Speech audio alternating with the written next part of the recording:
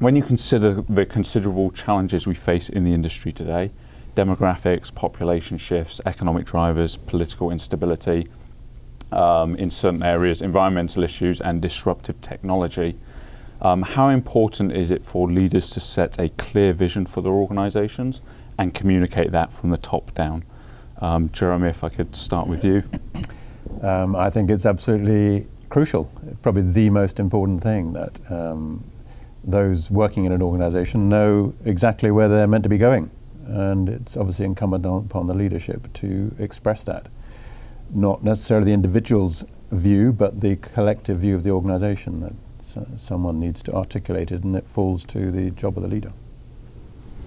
Yeah, I mean, what can I add to that? I think the most important thing for us is that we are actually recruiting people. We want to keep people. We are, if you like, a professional business. So how do you do that if you don't have a vision, if you do not have a leader setting out an agenda? And I'd like to think that what we have done all the way through is everybody's very clear about what we're about, what we do, what we don't do. And actually it's the thing that the test is actually, do you employ people, do you keep them? And that is a mark of a leader, and that is actually what all leaders should be doing.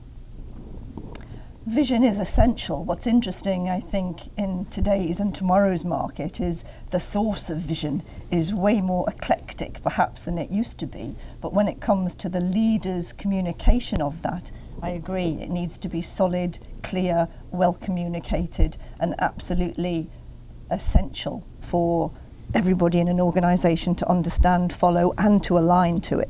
To me, culture comes from the shared objective, and you can be very different as a person, your skills are different, the business you're in is different, but the shared objective is what gives the culture real coherence.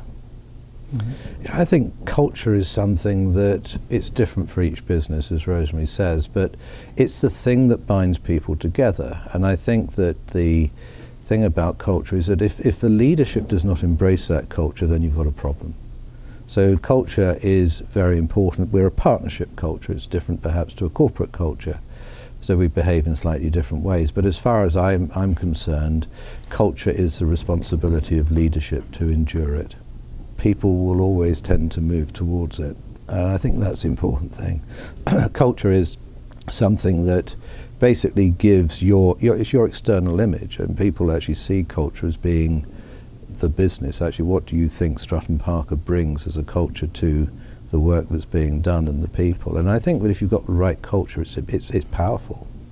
Would you rather have a team of superstars or a team that are truly committed to the company objectives and the culture of the organisation? So, which is different to the question you showed us before, which is, I think, superstars or average people. Yes. To answer that one, but actually there's a bit of, the teams today, all our teams in real estate organisations like ours, reflect a graduate recruitment programme. Yeah. And luckily, society is changing again, isn't it, towards thinking, well, actually, we need people who are recruited before they've gone through university. So the nature of the people in the teams might change again, I think, and I think that would be a good thing. I think we've become very samey. And effective teams have a lot of different people in them. So, diversity in the teamwork, I think, is understood now to be a more important goal than whether they're all superstars or average. Right. There need to be real differences. So, as far as stars are concerned, I think that there are stars there that maybe sometimes you tolerate because they're very, very good. But they actually bring their own culture necessarily, and it's not necessarily always the culture of the firm. I think the real stars, a bit like Jeremy said, is the real stars are the ones that brighten everybody around them, and they bring everybody's game level up. And those are the people you want, because that actually creates, a strong position for the future. And actually, people want to work with these people. And that's what I think. Stars are always very good in good markets. Right. They keep telling you they're very good in good markets. Actually, it's what happens in bad markets and how that team works together to actually get over it and actually create results. That's where I think the real stars are. In my world, in the research world, qualifications are important, but the qualifications need to be about curiosity, about connectedness, about commitment. And if you think about what we're facing, this fourth industrial revolution, our industry needs so many different skills, amazingly different than even possibly a decade ago, that team needs to be full of people that see our industry from the many different perspectives that need investigating in order for us to be able to deliver into a future property that's going to work for everybody. All right. So this idea of this diverse group of people working together to create something special is actually sort of becoming an interesting new point of the market. I think that we've got more people from different backgrounds actually all helping us to get to one goal.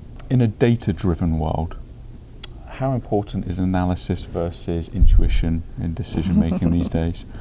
You must see it from the research side, and then, with Jeremy and Andy acting on that information, how important is gut instinct versus actually knowing the numbers and looking at the data? Yeah. Of course, we're in this world of big data now, but the way we look at it is any single figure has a personality almost. It's got a lineage, it comes from somewhere, it's been created by something. So you can never just look at a figure in isolation. And also, of course, real data, today's data, is about today or yesterday. So with the best will in the world, we try our hardest on predictions and forecasts, but the reality is that looking to the future is also about understanding behaviors, emotions, that the whole way the lifestyles are going now does require something very different and very special about putting together experience and thoughtfulness and opinions. So data is great, it's important, it's our lifeblood, it tells you a lot, but it can never be the total answer. Yeah, I think you're absolutely right. I mean, data is free, so you can get more or less everything you want. You can put it together, you can research, you can create data, and everybody wants it because everybody wants to have data-driven decisions. But I think because it's all there's a commonality to it. It's the instinct into what data is important, what data you use, what conclusions you draw from it. I still think that's instinctive. You can call it gut reaction, but it is actually about effectively skill and understanding and knowing what you need to use and what conclusions you draw from it. So which is called judgment, isn't it? It is exactly it's applying judgment, but ultimately judgment is needed, and that's different to gut feel, because it's applied rather than just felt. Right. But we live in a 24/7 connected, have-it-all world. Is it possible to effectively juggle a demanding career with family life, personal interests, professional commitments, and finding time to sleep at some point? How do you set priorities and boundaries, or do you? The accessibility and the instancy of everything at the moment is such that you need real control in order to switch off, and it becomes more difficult because of mobile telephony and so on. So I think it's actually it's a bigger draw, it's a bigger drain, it's a bigger skill to get over, but I think it's absolutely essential that everybody does get a proper balance, and if they don't, and I can't say I have, but if they don't, you suffer for it, I think, long term. Each person will find a different way through it, but it's always been the case. We cope much better with a 24-hour world than no doubt our grandparents would have done, but they were living through different stresses and strains. So I think we get a bit self-indulgent about it sometimes and think it's so much worse for our generation. But all you can do is urge, each generation coming through to seem to me are much more stressed generally than if they've got something else which exercises their mind. I mean, children are amazingly good at coping with so many different things going on, all quite stressful, because there is such a vast array of different things they do from hour to hour. They seem to cope better than people who've become very narrow-minded and focused. It's not about balance, it's about choices, which I think is right. And from the point of view of family and keeping sanity, but with a hobby, to me it's all about sinking it in carefully, understanding what your responsibilities are at home and your personal life, and trying to make sure it doesn't grate, but it sinks together, and then you can move forward smoothly. It's not always easy, but I think it's about taking every opportunity to make sure you get those gems of quality time with the people that are important to you. All right. I think that's the great thing about the ULI, is it takes you out of your general area of expertise, and I think that that's the thing that it offers. It always gives you this wholesome approach in terms of you get the whole of the real estate industry available to you, the whole thought piece. And I think that that is something you don't get it with any other organisation, and of course it's global as well, and that's very important. If I'm involved in cities, then it's every aspect of that involvement is here inside the ULI, and it's not just knocking around with other developers. When I did my stint as global chair, I mean, as a non-American, I spent a lot of time actually going around ULI locally in the United States, which was a real eye-opener and fantastic experience. And I gained a lot personally from that. And I think the two programs I think inside ULI which remain absolutely outstanding are the advisory panels and urban plan. Which are two, if nothing else existed, I mean, those would be fantastic resources which we probably still don't make enough of. It's great that inside Europe now urban plan is adapted and coming in there, but the advisory panels, I think, is an incredible resource that we don't shout about enough. And I know there's work going on inside ULI to try and use the back catalogue of all these panels, but it's an incredible resource that the organisation now has after all these hundreds and hundreds of panels. What qualities do you look for in the future leaders, both within your own organisations, and or what qualities do you recognise in the top talent that's in the industry today?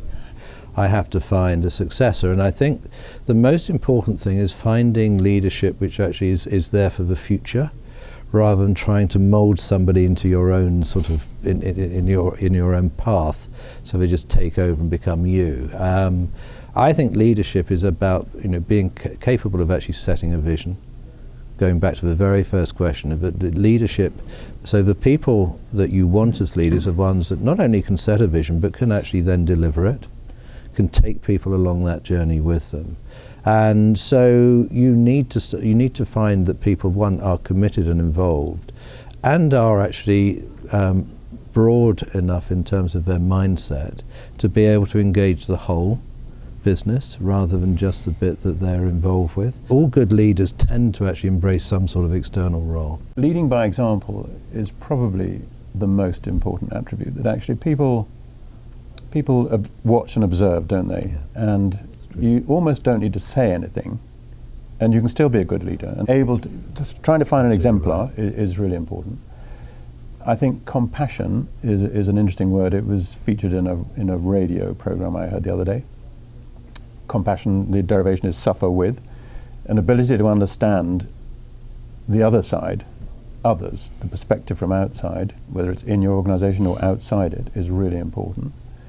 And then finding, I suppose it's to do with setting an example, but if you don't have integrity, if you're not, which means actually what you say and what you do, that you're honest with yourself, I think leadership suffers. So one's looking for people who walk the talk, who actually are the same when they're speaking to externally or internally, and what they do when there's no camera on them. There's so much more for a leader to get their whole arms around. There's so many more skills and talents that they need to absorb into their thinking while they're setting visions and strategies, that it's going to take, I think, a very special approach to understanding the world in a very, very fast-moving environment, which is possibly not the things that our generation are used to. Maybe we're we've been very planned and very strategic and very measured. But if you look at the startups and all these small companies, I mean, the decisions and the strategies are very different. So it's going to be interesting to see the type of skill and talent you need to balance that complete momentum that's happening in business while maintaining all of these attributes that we've talked about. It's not as if we're reinventing leadership. Leadership's always had things to challenge it.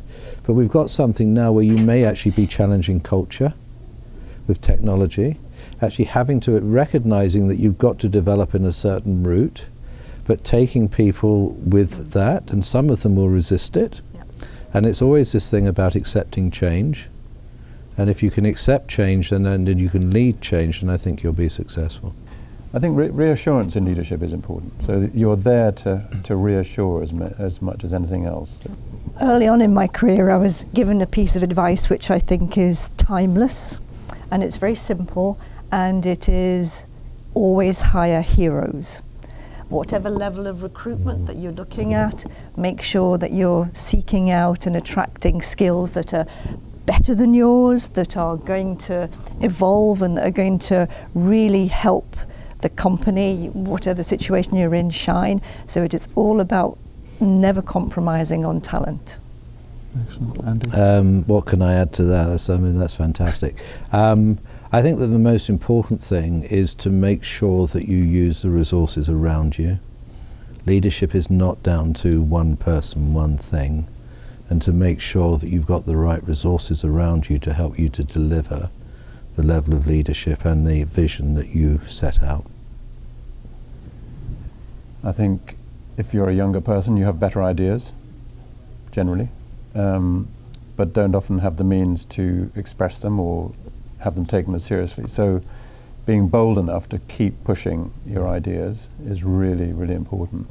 And if necessary, find someone else to articulate it for you. But we're missing so much by not listening to the younger generation.